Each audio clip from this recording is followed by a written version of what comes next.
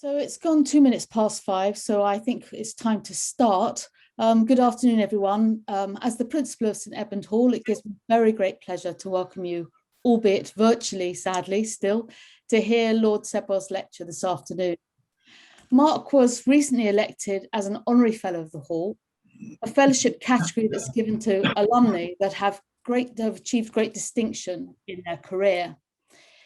In his letter of acceptance, Mark very kindly, maybe unwisely, offered to give a public lecture for the Hall community and beyond, and we therefore asked him to deliver the first public lecture in a new occasional lecture series that we've established called the Pontigny Lectures.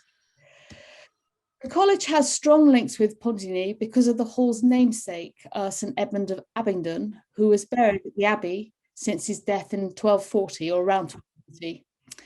We therefore have a number of ongoing links with this wonderful abbey in Burgundy in France, not least the college choir visit there most years to sing. Mark did his first degree at St Andrews University in Scotland, and then he came to the Hall to read for an MPhil in Economics in 1987. After leaving the Hall, he went on to join the Foreign and Commonwealth Office, serving in Egypt, Iraq, Cyprus, and Pakistan. And then he was appointed to a series of ever more senior roles in various government departments, culminating in the role of Cabinet Secretary from April 2018 to September 2020. And at the same time, he was the National Security Advisor. It therefore gives me great honour and pleasure to welcome Mark to give the first Pontigny Lecture and to speak on a subject that he probably has some of the finest knowledge on in the world, and that is global governance in a contested world. So Mark will talk for around 20 minutes, followed by questions for up to 40 minutes. And when we get to the questions, please put your question in the chat box, say you want to speak, and we'll unmute you and invite you to ask your question of Mark. So without further ado, Mark, I hand over to you. Thank you. Well, Principal Kathy, thank you very much indeed for that really kind introduction. Great pleasure to be with you. Sorry that we aren't together in person. I promise that when we are, I will have a shirt and tie on, and if you insist, I'll even wear a gown. And at the end of this, I'll definitely at least have a glass of wine, which I will pretend I'm drinking with you in the senior common room. So it's a great pleasure to be with you, and I enjoyed watching just as the various attendees came up, looking at some of the virtual backgrounds. There's somebody who looks like they're actually in Carbis Bay with a real a beach behind them, but I'm speaking to you from my house down in the southwest, and really pleased to be here. I thought what I'd do is just in answering the question in the title of the lecture is really touch on three issues. First, looking back over the last decade or so and just asking why is the question of global governance, whether the New World Order that was as described by the first President Bush, why is that a real issue? Why is that back on the agenda? And what are the events of the past 10 years that have put that agenda on that issue back on the agenda? Second, I thought I'd look ahead, because of course it only really matters if global governance is in or not in the right shape to deal with the challenges that we're going to face over the next quarter century or so as we look to the mid part of the 21st century. And then third, I thought I'd just touch on the G7, which I attended briefly last weekend, as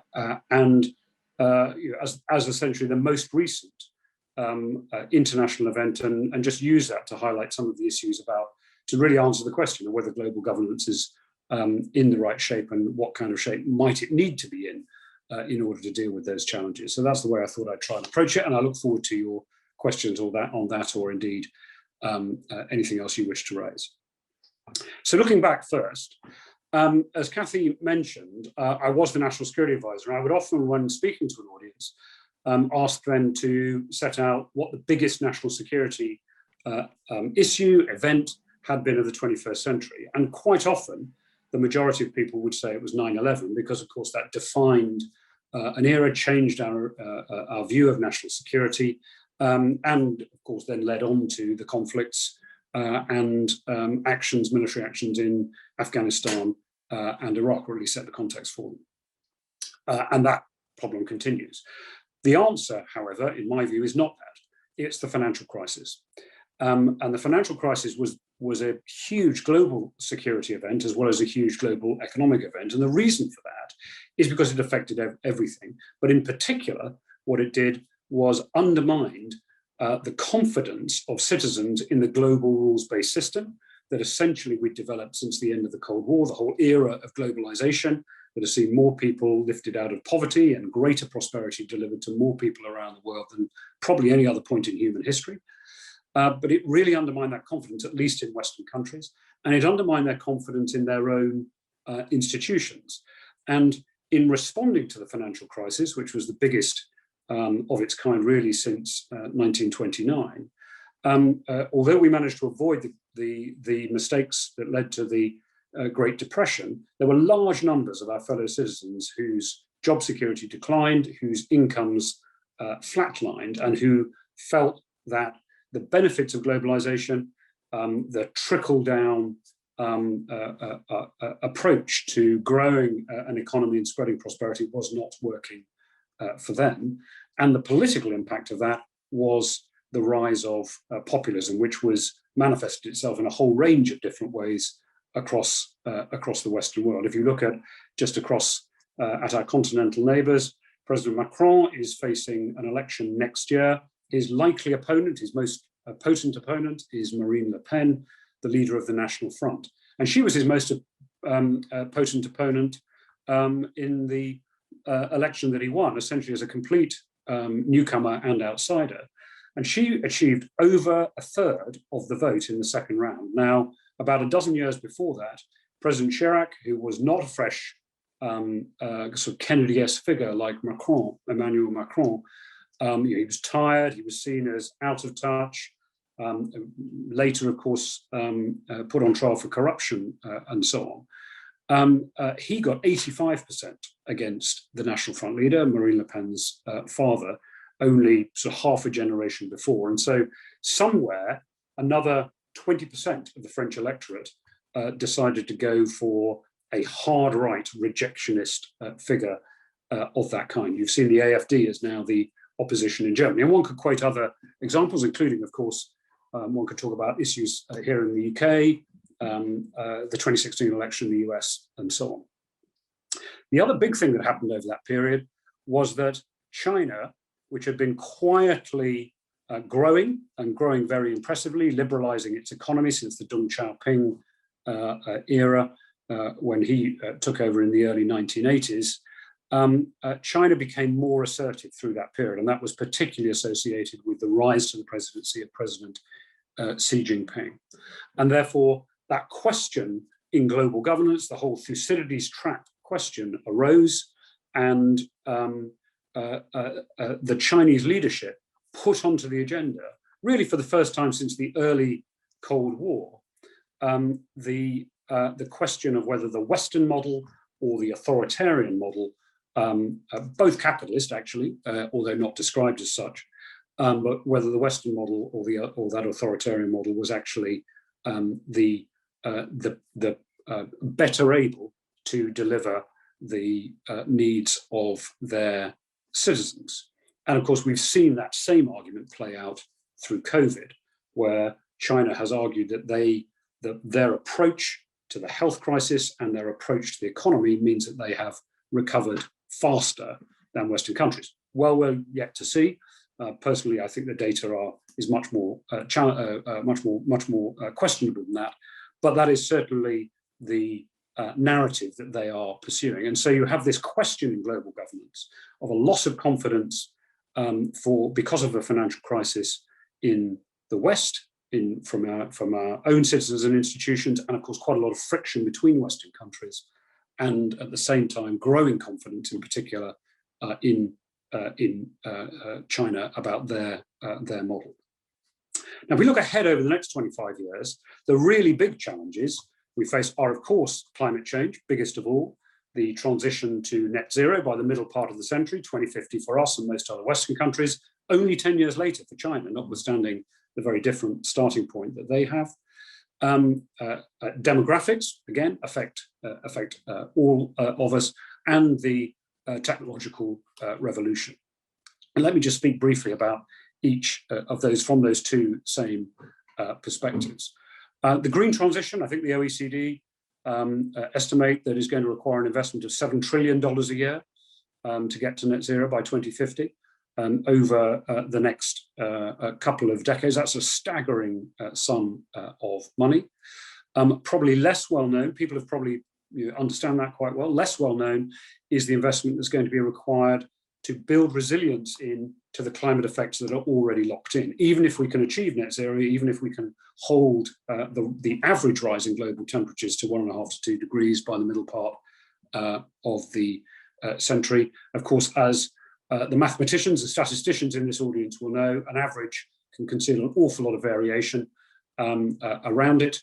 And volatility in the weather is we're already seeing and will likely increase over the next 25 years. There are many low-lying areas in particular that are going to be subject to very significant risks of flooding. So if you're a citizen of Bangladesh, for example, just think of the impact on the economy, society, and indeed migration pressures from Bangladesh should they face major floods, something like the 2008-9 tsunami. China, by the way, is more vulnerable to climate effects than probably most Western countries. Half their population, probably slightly more than half their population, lives on a floodplain, and much of their agricultural industry as well. And of course, the scale of those floodplains in China and the way that land management has developed in China over actually centuries means that they are particularly vulnerable to climate effects. So this is a real domestic issue for them and the authority of the communist government within China. They also have a huge challenge with the net zero transition, bigger than the West. They are dependent on coal for most of their energy production. I think it's about 2/3 to 3/4 of their current energy production. And they have another couple of hundred coal-fired power stations, either in construction or planning. And coal, of course, is the main fuel used by citizens to heat their homes, which is partly why you have a lot of smog in Chinese cities. So notwithstanding the fact they're building 3 times as many gigafactories as the rest of the world put together, and huge solar and wind programs and so on, the scale of investments there is staggering. They face a very big challenge in terms of the green transition and climate resilience. Demographics. We're all familiar with the issues of aging populations in the West and the impact that will have on a debt burden that is already high, and high because, of course, increased because of the response to COVID, increased by about 20–25% of GDP in most Western countries, from a high base already in most cases, again, following the financial crisis, inflationary pressures, and so on. But the generational imbalance, the increasing dependency ratios that we'll see in Western countries from the late 2020s onwards, very challenging for us, going to really be challenging for our economic and social model, social care issues of that kind, the health service, and so on. Again, a bigger challenge in China. Because of their one-child policy, relaxed, frankly, too late to have the effect that they might want. Their population is certainly going to be declining by the late 2020s and might already be in decline. The latest data suggests that it is.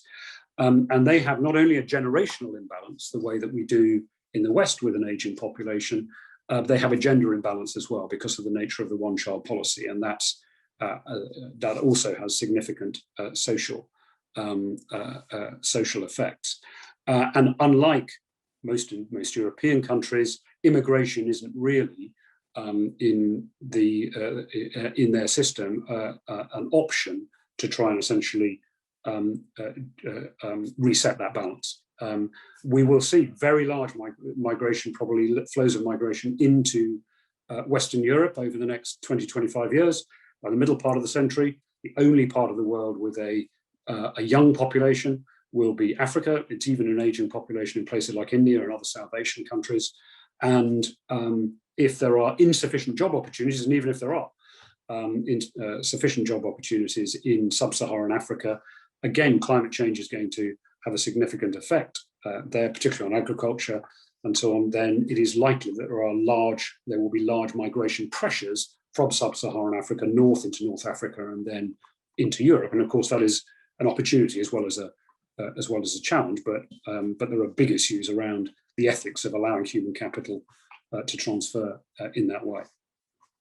And then the technological revolution, well, the technological revolution and the green transition, of course, are intimately involved, and they both depend upon a series of inputs that are very unevenly distributed. So to put it very crudely, if critical minerals, so platinum group metals, rare earth elements, etc., are the oil of the 21st century economy, and semiconductors are the steel, and data is the electricity of it. Someone in this audience is going to hate that analogy, I suspect. But if that's not a bad way of describing it, then those of you who follow these things will realize that we have monopolies in all of those key areas. Either the big tech companies with monopolistic power over data, which of course governments are now really beginning to wrestle with, semiconductors, where the Taiwan Semiconductor Corporation has, just through actually being the best in the world at this, investing more, innovating more, etc., has achieved a near monopoly in the production of the most sophisticated semiconductors, and most are produced in that part of the world more generally. The design is often done elsewhere. Great companies in the UK like ARM and so on doing the design. The actual fabrication of the chips, the 2 nanometer chips that is the next generation, is all done there, and they're 1 or 2 Moore's law generations ahead of, for example, Intel and other such companies in the United States. So we have monopolies growing there, and that of course means that they're vulnerable. Taiwan, of course, is a place where geopolitical risk is high. They also face, by the way, climate risk, because the fabs, there's these names, the plants use an enormous amount of fresh water, and Taiwan's been facing a drought recently. So environmental risks and geopolitical risks are tied together. And then critical minerals, China has a 70 to 90% monopoly in the refining and production of critical minerals, not of the extraction. The rare earth elements are not that rare, they're worldwide, but China has invested very heavily in refining and production, and therefore has achieved a near monopoly in those areas. And so, without having to get into judgments about different political systems and all the rest of it, the global governance system is having to accommodate an economy of the size and structure of China's in a way that it's never had to before, just because of the nature of it. China's state-owned enterprises account for 40% of their GDP, 60% of their employment, 90 of the 130 companies in the Chinese companies in the Fortune 500. And so that's just a structural question about the nature of an economy of that structure and how do you accommodate it within the global governance system, notwithstanding all of the wider political issues that we face, where actually, to be honest, the system has generally functioned reasonably well. And I remember when I was in my first year as National Security Advisor going to China several times. I think I went to China more than the United States, actually, at one stage, because we were dealing with another crisis relating to North Korea, and we worked effectively on that. And it's worth keeping in mind that notwithstanding all the tensions and pressures, there are issues like that, like climate change, on which cooperation, of course, is absolutely vital to global security, the world economy, the environmental agenda, and so on. So what about the G7 and where things stand after the G7 summit? Well, I think the most important thing in many ways was that it happened and that it was harmonious. We've seen among that group of countries very real friction over the past few years, national security provisions in investment and trade legislation being used by the previous US administration against allies who never thought of themselves as a potential national security threat to the United States, quite the reverse. Obviously frictions relating to the Brexit negotiations, et cetera, et cetera. And actually having a summit of that kind that was seeking to tackle the big issues, climate change, vaccines, and the wider development agenda, economic resilience, and how to deal with the position of China in the global economy, global economic governance, and so on. The fact that that happened and they were able to pursue the agenda is the most important element. Now, you can quibble and question about whether they achieved enough in each of these areas. And you may well, there may well be questions about that, but it was important to restore some sense of unity among those leading Western countries. And of course, the G7 is not a representative group. doesn't aspire to be, notwithstanding the fact that there were 4 guests there in what the Prime Minister, I think, referred to as the Democracy 11 in Roman numerals. I think a bit like as a first 11 cricket team or something of that kind, with South Africa, South Korea, India, and Australia participating, and in particular addressing some of the global health issues. But it isn't a representative group. However, it is a significant group. That those countries, just the G7 countries, but particularly if you add in the others, still represent over half the global economy if you include the EU as a whole as part of the G7, given that the 2 presidents from the EU are represented there. And so you essentially have the 2 continental economies of the US and the EU, and the 3 biggest independent Western economies, Japan, the UK, and Canada, within the G7, and then, of course, as I said, the next few as well. And so while that isn't a representative group, that there are emerging economies, there are economies like China and so on that are not at that table. It is, if we are to shape the global governance system to try and ensure that it continues to reflect democratic values and our interests, then the G7 is a necessary, if not sufficient, component in addressing that system. And something the panel that I chaired was trying to address, and we recommended, was a new approach to global governance, which we called the Cornwall Consensus. You can find it on the G7 website if you're interested enough. But essentially, that had 2 main elements to it.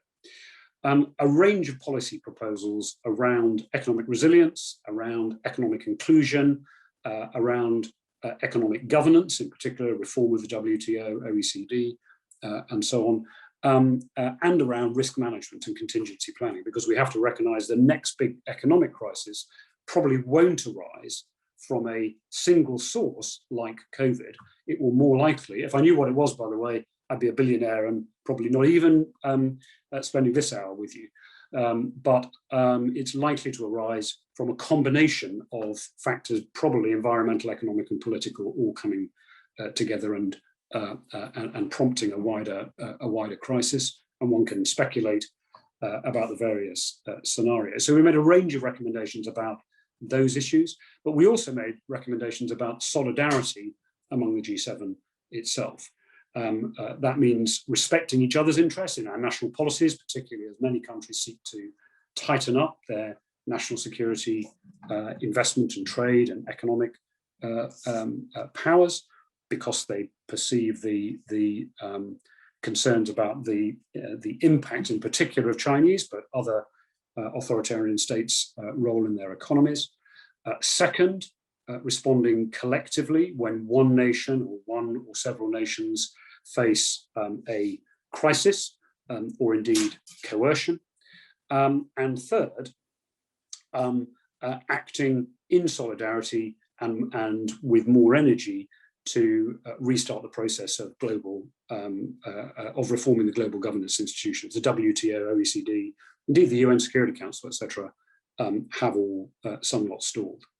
Now, I've pitched this talk very much so far at the global level, but just the final point I wanted to make before stopping and opening up to questions was just to bring it into a more regional context. Because, of course, today we have President Biden and President Putin meeting in Geneva, and it will be a little odd of a former national security advisor who's probably best known, at least in that role, for handling the Salisbury attack, to conclude a conversation of this kind without mentioning Russia and the Euro-Atlantic area at all. The reason I focus my attention more globally is because actually I think those are the big issues that are going to affect global governance, the topic of this conversation, over the next 25 years. But of course, we have to think about our own hemisphere as well. And what we see in Russia is a country that has still has really significant military power and is continuing to innovate in some of those areas. A ruthless and highly effective, highly intelligent leader who's centralized power around himself and is determined to continue to hold on to it, and a willingness to deploy those assets, whether overt or covert, state and non-state, in order to advance their agenda. And some of that simply involves disrupting their potential opponents, or indeed carrying out attacks of the kind we saw in Salisbury, or the attempt on Alexei Navalny, and so on. And the answer to that has to be the same, which is, in this case, NATO as the central convening body, but it has to be the same, which is restoring a sense of coherence and Western unity in dealing with that kind of actually rather more acute, if in many ways much less strategic, a challenge that we face from Russia, at least for the foreseeable future. And that involves refreshing deterrence, being able to operate across all of the domains of modern national security competition, so the traditional land, sea and air, but space and cyberspace and the information space as well. And just to try and close the circle and bring it back to the theme that I've focused on of the importance of China and all of this, the underlying doctrine that we need to apply is the one that Sun Tzu developed several thousand years ago, the great Chinese general and military philosopher, which is choosing when to fight and when not to, and remembering that in the end, the art of war, as he put it, but one might say the art of statecraft, is about prevailing without conflict. And that needs to continue to inform our approach to national and global security and economic security over the next 25 years as much as it has in the past. Kathy, that's probably enough to open. Time for questions. Absolutely. Thank you very much, Mark. Really excellent, fascinating stuff. We've already got 11 very good questions in here. So what I'm going to do is I will call out the name. If the person could unmute and ask the question. If you're not able to do that, then I'll ask it for you. But the first person on this is John Bunny. So John, would you like to ask your question? Yes, Mark, good evening. You spent a lifetime career in the civil service, as you know, did I. Siren voices today, sorry, I'll start my video, I apologize. Siren voices today say that this system cannot deliver. What were the key development stages in your career, and why did those stepping stones ad Parnassum work? Do you want me to take these one by one, Kathy, or do two? Yes, I think take them one by one, and if I see natural ones come together, I'll say. Well, John, very nice to see you again, and thank you for as a fellow alumnus of Teddy Hall. Thank you for attending. There aren't as many of us around in the civil service as perhaps there should be, but a few more hopefully because of the two of us. So I think the big change in the civil service in my time was the professionalization of some of the course of business skills, if you like. So we have a much better commercial function, digital function, human resources functions, etc. And we were able, of course, to bring those skills in from outside, and ventilation with the private sector, actually the academic sector as well, was really important in improving the professionalism of the civil service.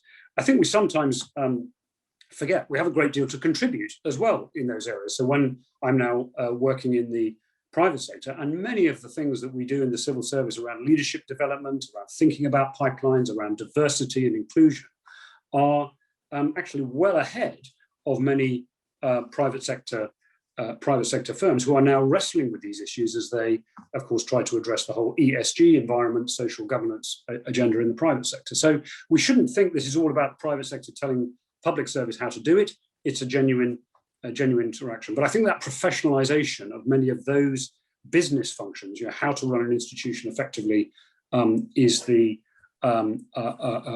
really big change. In terms of the sort of personal part about the stepping stones in my career, I think, in a sense, the key things were I never really had a plan. I mean, people never believe that because of the jobs I ended up doing, but I didn't really have a plan. And I just did the things that seemed to be most interesting at the time as I completed one tour and moved on to another, and found myself being tapped on the shoulder at various points in my career and said, well, will you will you do this, that, or the other?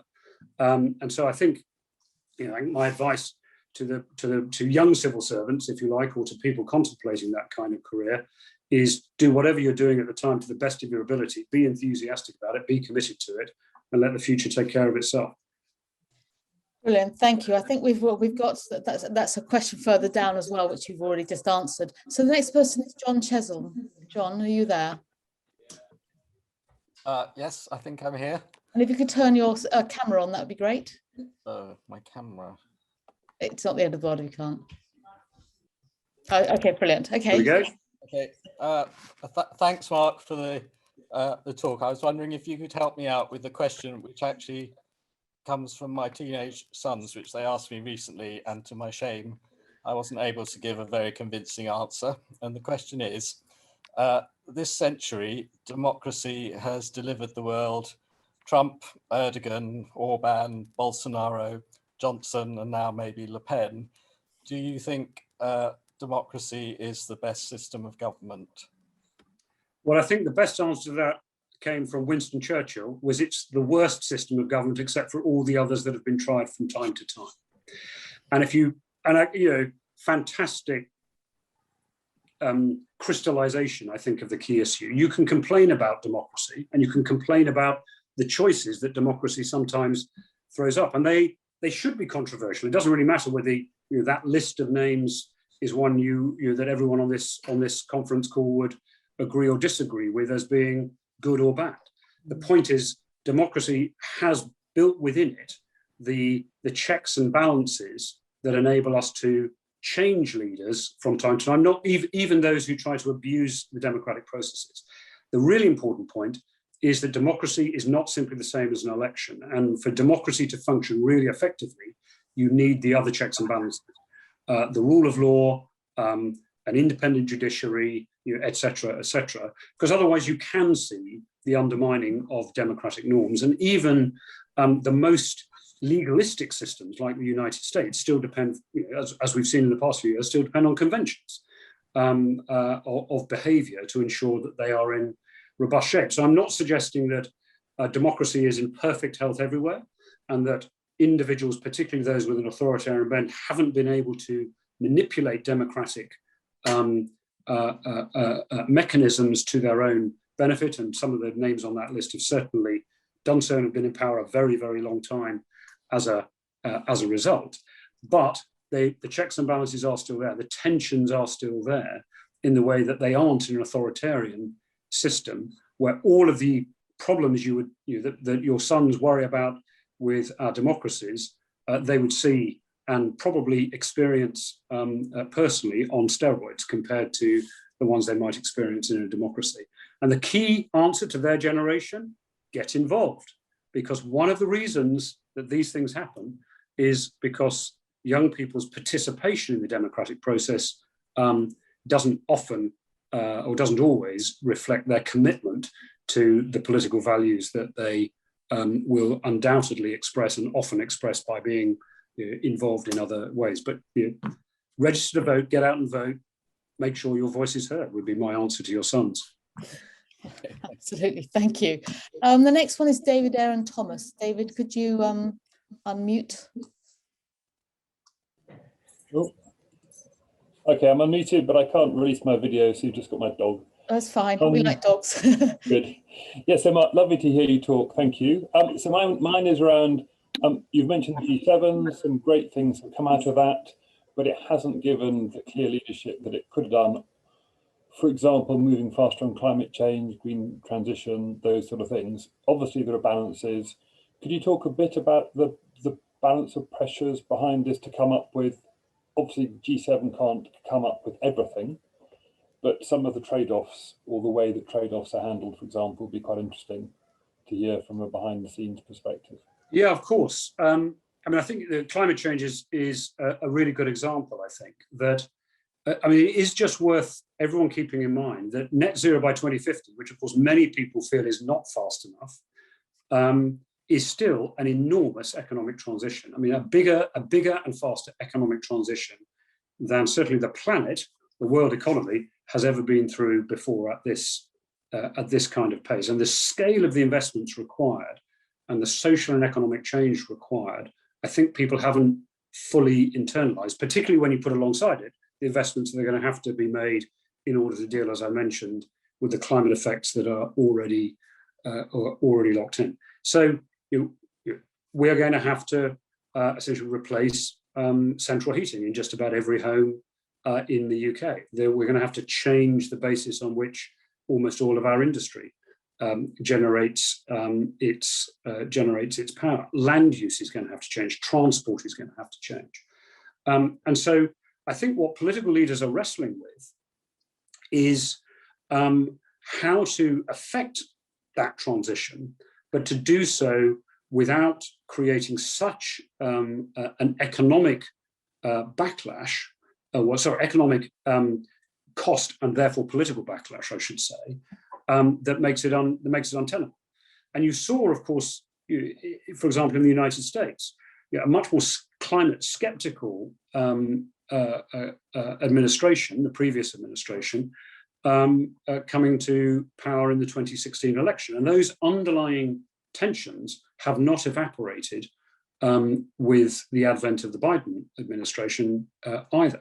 There are still many who feel that this is going too far, too fast, and that the costs for the economy, the disruption, the scale and scope of the transition is simply too much. Now, the counter arguments, of course, are at least equally, and in my view, stronger. That we have to address this, and we are in the 11th hour at best in trying to address this, and therefore we have no choice but to proceed at least at that pace. But that's what political leaders are wrestling with, and it's these are the political realities. And to go back to the earlier question, they can move ahead of their publics, and they can try and see further ahead than their publics are perhaps seeing at the moment. But what they can't do is become completely separated from the public view and interest, because then you get a backlash. And at the moment, the public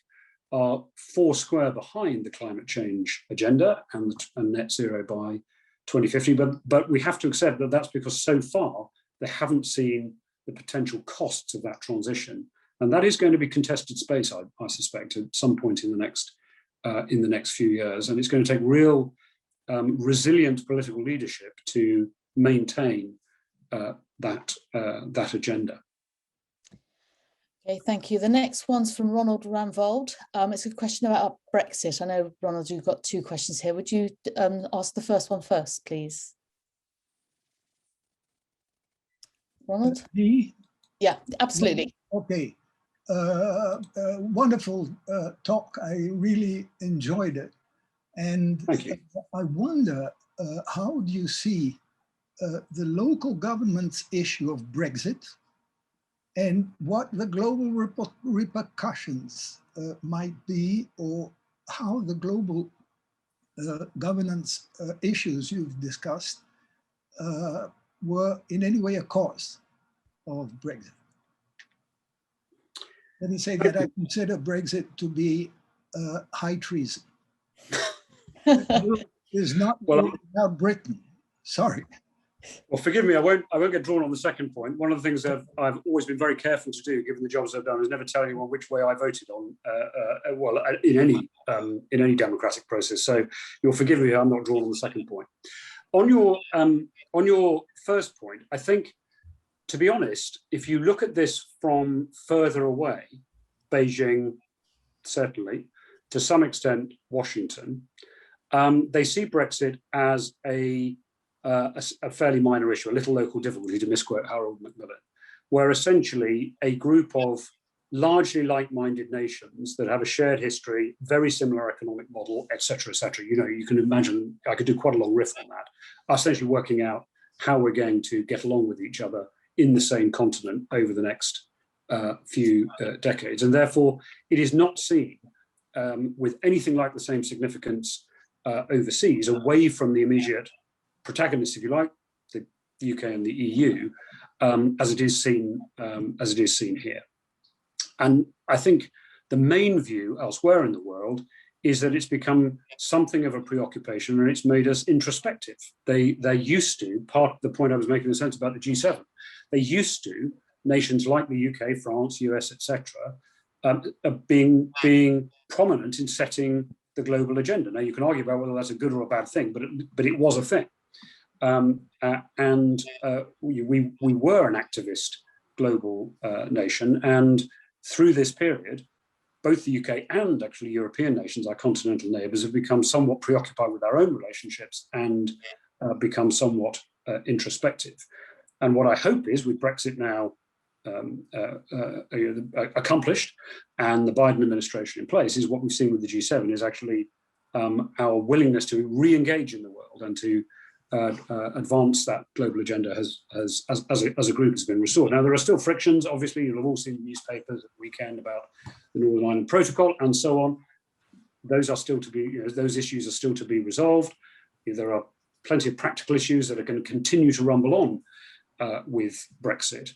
But fundamentally, in the end, we are allies, we are friends, we all have the same economic model pretty much. Certainly variations on a theme, and we share values and interests. And my strong view is that that coincidence of values and interests should prevail over the frictions from Brexit itself. Thank you. So the next question is from John Bowers. John, are you there?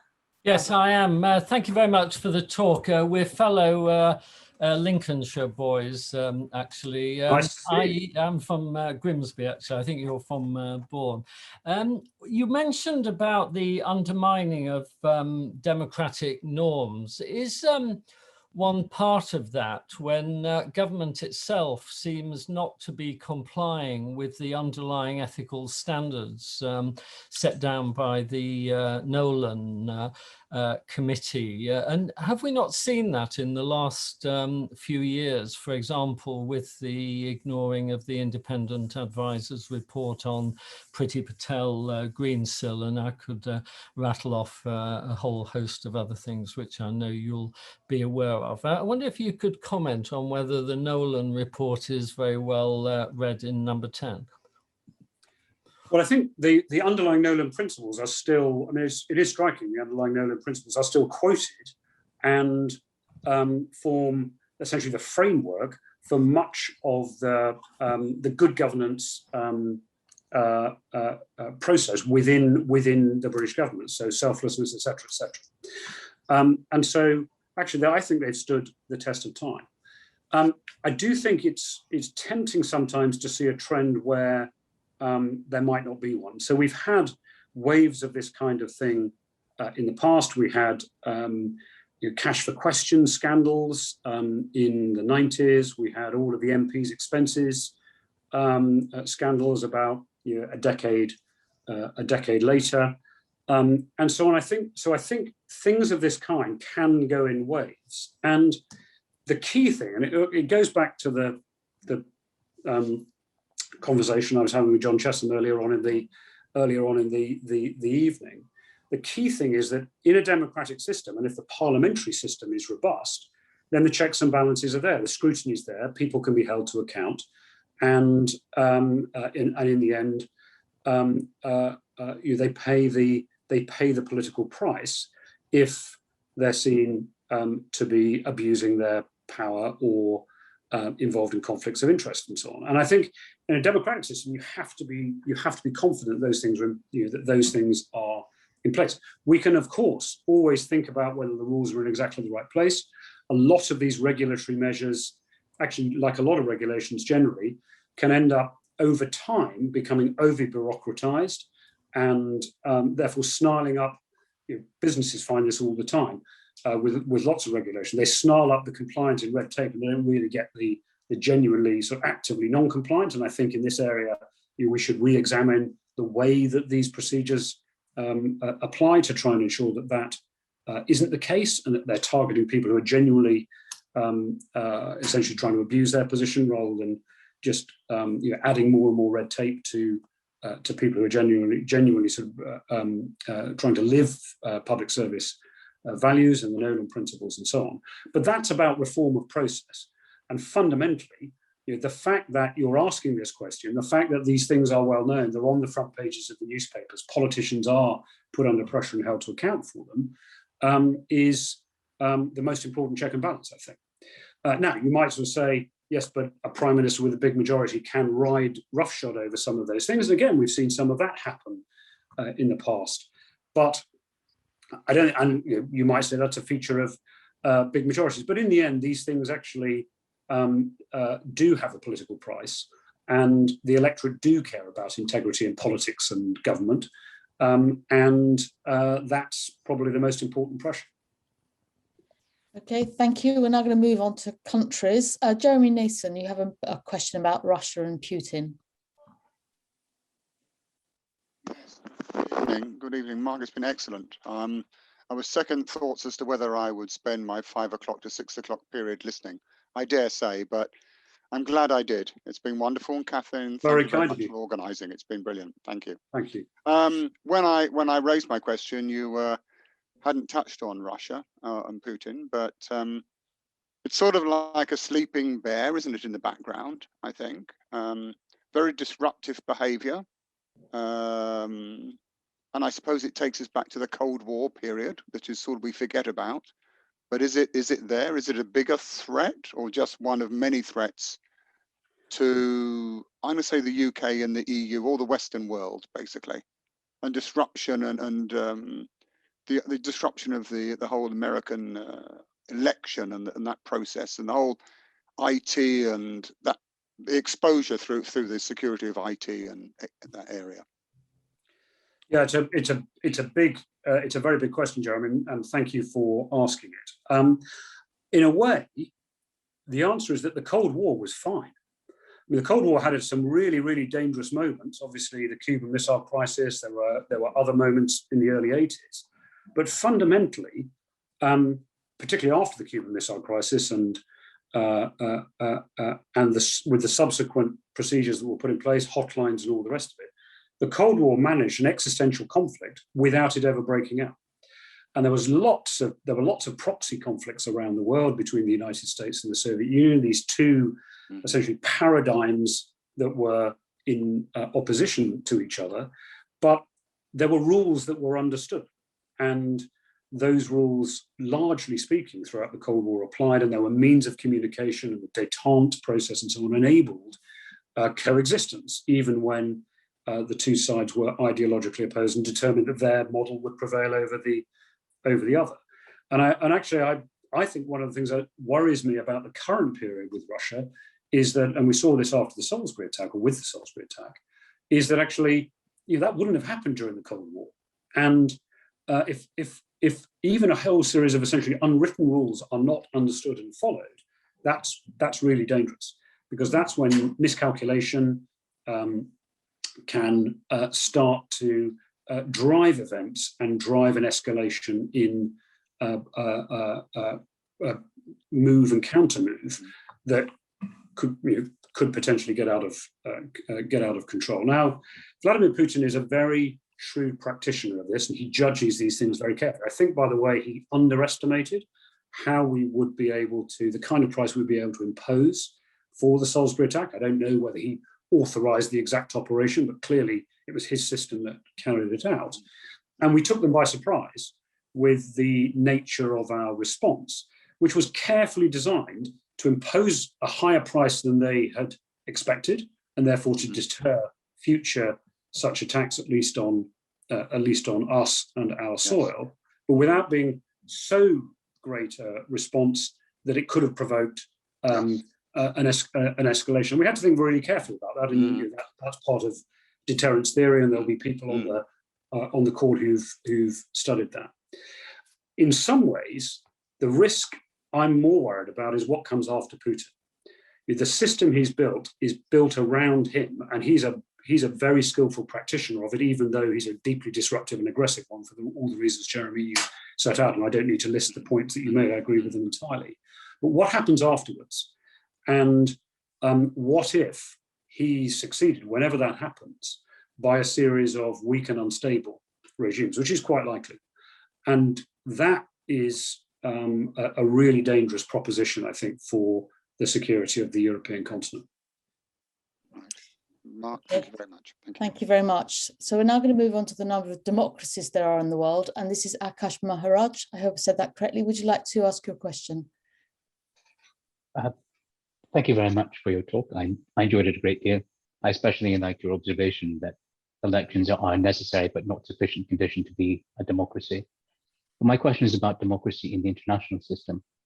My understanding is that there are about 200 sovereign states in the world, and only about 20 of them might be considered to be full democracies. With that in mind, is it possible to have a democratic international system when only a small minority of states are themselves democracies? And is there perhaps a role, a more muscular role for citizen organizations to participate with states on greater terms of equality in a world where most governments do not, in fact, democratically represent their citizens? Well, thank you, Akash. I mean, very big question again. I think some people would question your figure of only 20 of the, I think it's 193 sovereign states, just under 200 anyway, are full democracies, because of course there are, this isn't completely binary between being democratic and non-democratic, and there are other numbers out there which are significantly higher than that. But the basic point you make, I think, is a fair one. Of course, in a sense, the global system is deliberately not democratic in that it's Westphalian. And in the UN, every state, whether India or China, the two most populous states in the world, or Malta or Liechtenstein or whatever, has one seat and one vote. Now, in some, of course, systems like the EU, they have a mixed model where you have the vote of the individual, the right of the individual states in certain areas, but also in the parliament and in qualified majority voting and so on, some reflection of population size as well. But in most international fora, it's one state, one nation, one vote. And of course, that isn't democratic in the sense that, therefore, an Indian vote is one vote for well over 1 billion people, 1.4 billion people, and votes for many other states are for a couple of 100,000. But that is the system that we have internationally, and of course it's more subtle than that, in that people recognise and countries recognise that big states, populous states, states with big economies, etc., have a more significant voice. In a way, that's the nature of the G7 and the G20 as well. I think on your second point, there is undoubtedly a greater role for civil society in international affairs. And indeed, one of the policy recommendations the panel I just chaired made was that in future G7s, there should be a more structured interaction with the C7, so the Citizen 7, the Business 7, the B7, the L7, etc., Labour 7, and so on. And I think that is right. I think we do need to see a more prominent role for civil society. And of course, in some of the really big questions, COP26, the big climate change conference in Glasgow this year, there will be, alongside the governmental part of it, a big civic society part of it. And that's been the case at other such conferences in the past on these, and certainly these global questions. And I think that is right. But of course, in the end, governments do have to exercise authority, make the big and difficult decisions around the tensions and choices around climate change, and indeed the other global issues. And at least in our current state of world political maturity, that's still going to be one nation, one vote, not one person, one vote. Okay, thank you very much. Now we're going to go to a question from north of the border. Frank Strange, have you got, are you there? Are you still here? I am indeed. So thank you. Can I start my... Yes, please just ask your question. Sorry, sure, go for it. So Frank Strange, another O'Learyan civil servant, the Scottish Government. Thank you, Mark, for your masterclass in answering questions. I would say, let's try more controversy on you, evolution and all that. So question is about the UK civil service. Why do we pretend there's a unified UK civil service? Or how long shall we pretend for? I say that because we serve different political masters, more and more difficult to do that, more and more different. I could riff on Brexit, as you talked about riffing earlier on. But actually, there's a serious question, why does it matter that we pretend there's a UK unified civil service? Well, for me, pretense isn't very good in good governance, but the point I would make is that it gets quite hard where we sit working for Scottish ministers when they find out to their surprise that actually a head of our civil service meets you and your successor each Wednesday morning. That takes them by surprise, and then trusting us gets more difficult. So the future of the UK civil service. Well, so personally, let me declare a political position here. I'm a unionist. I believe that the United Kingdom is better as a union. So I should just be clear about that. I think it's worth noting that most civil servants in Scotland don't work for the Scottish government. There are, as you will know, Frank, big government departments, UK government departments, that have big representation in Scotland. Differ have a big office in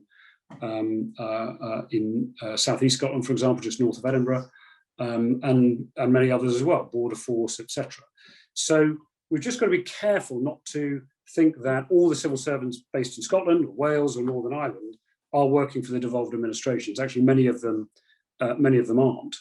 And of course, there are tensions for those civil servants who are serving a devolved administration when of a different political complexion to the government in Westminster, but in a sense that's inherent in devolution. And I think what we've always managed to do, we even managed this through the 2014 referendum, but certainly what we've always managed to do as the civil service is manage those tensions, and therefore not put. I was always very careful to make sure that I didn't put the Permanent Secretary of the Scottish Government, the Welsh Government, and so on, in a difficult position by putting topics on the agenda of meetings they attended, which would have given them essentially a conflict of loyalties between preserving the integrity of the discussion, but also serving the interests of their ministers. And if it was necessary to have those conversations, then we'd have a different formulation. But I think for maintaining the governance of the United Kingdom, whatever your view on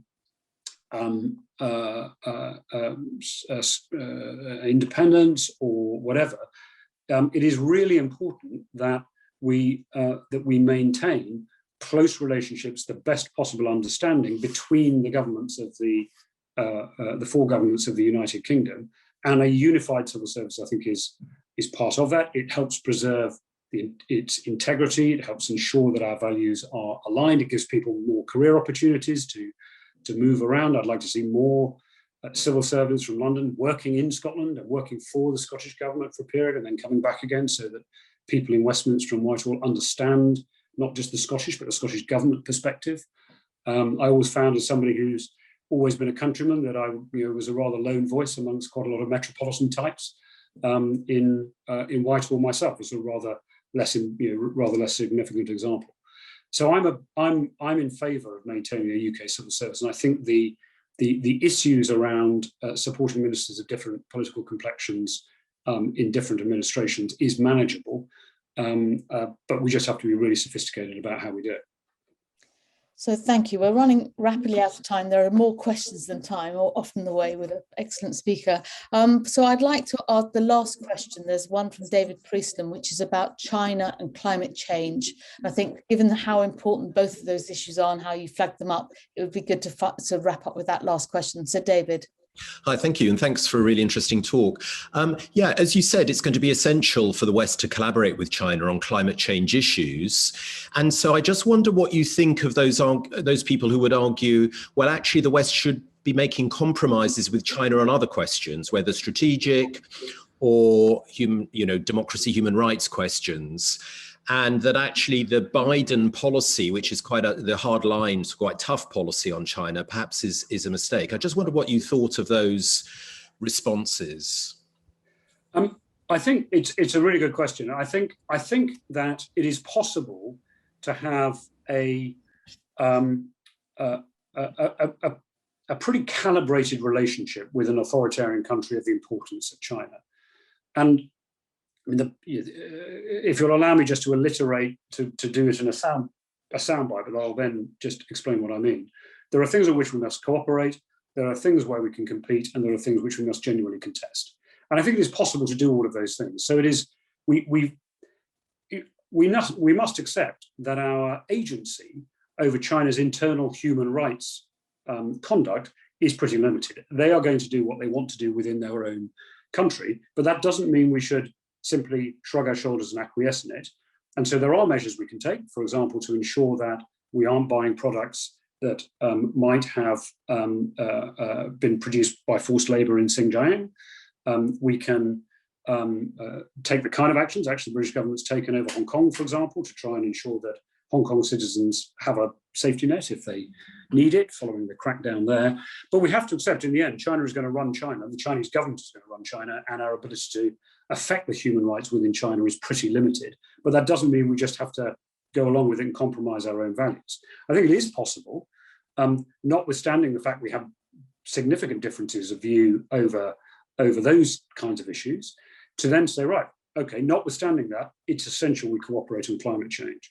It's essential we cooperate to deal with the North Korean nuclear program, where actually there's a pretty close coincidence of interest.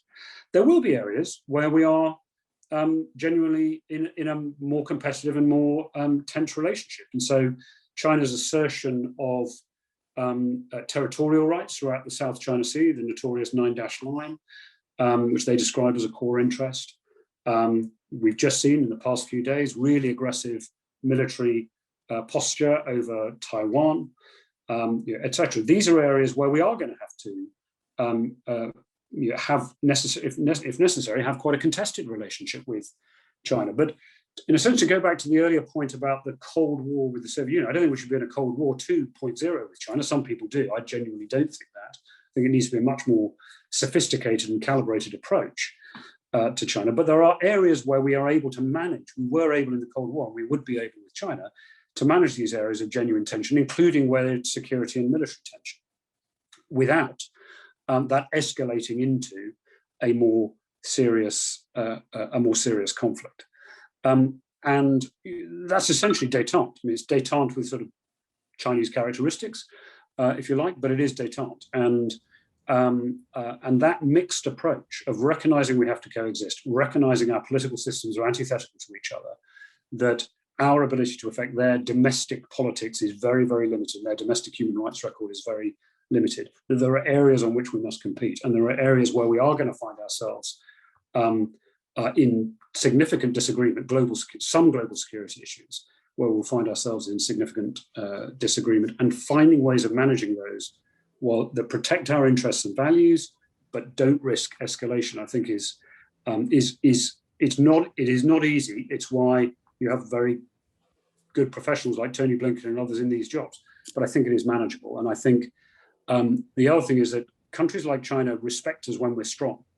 They don't respect us if we're, they don't respect us if we aren't prepared to stand up for our position, values and interests in the way that they assertively will stand up for ours. And if we're strong enough and maintain a united front, and of course we benefit from allies and alliances, which actually very few authoritarian countries historically have really benefited from, at least for the past century or so, then I think we're in a good position to manage that and manage it in a way that advances our interests and our values, but avoids a potential conflict in the whole Thucydides trap. Thank you. Thanks, Dave. Mark, thank you. I think we sadly do have to stop. The questions are still popping in the chat box, but I think the time has come for you to have that glass of wine. So it just leaves me to say thank you for such an excellent talk and even more illuminating responses to many questions. I mean, we've gone from Brexit to Nolan principles, China, Russia, democracy, climate change and green transition, all in the matter of an hour. I'm sure there's many more things as well, but you really have covered global governance with huge breadth. So it just leaves me to say very thank you for everybody, but also to say we're delighted to have you in our ranks as an Honorary Fellow and look forward to many more interactions going forward. So thank you on behalf of everyone here tonight. Thank you very much. Well, Kathy, thank you very much. Great honour to have been with you and to have been able to perform a viva as your most recent and therefore junior honorary fellow. That's the right term. Great pleasure to be with you. Okay, goodbye, everyone. See you soon, I hope. Bye. Thank you. Yes, bye.